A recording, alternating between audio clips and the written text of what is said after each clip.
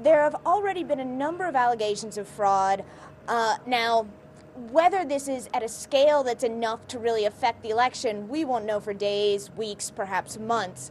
But the early complaints are about the actual voting process. So there are things like the indelible ink that people use to mark their fingers. Some people are saying that you can wash that off. And then on the other side, we have people come back and say, observers who say, well, no, it looks like you can wash it off, but actually it stays. So that's a debate that's going on.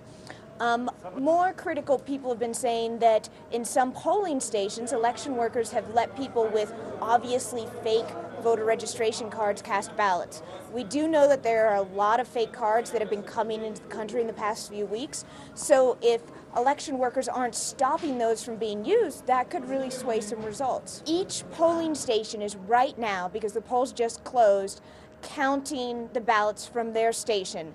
They're going to post those results then right outside the station, which is supposed to be a fraud control measure. Anyone can go and see that. And then tomorrow, all of those results will slowly start to make their way back to a tally center here in the Capitol. That could take a week or so for all of those to come in. So we'll gradually, over the next few days, hear preliminary results. And then at the end of the month, they're expecting to release full preliminary results, meaning for the entire country. Now, even that will unlikely be the end of the process, because after that, we'll have fraud complaints investigated, and that could take a while.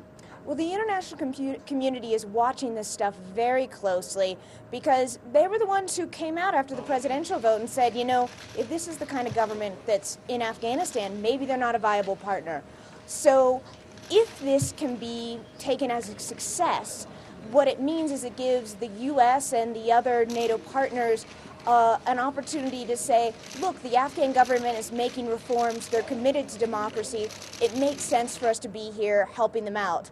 If it's seen as a failure, it's another black mark against a military push that is struggling a lot right now.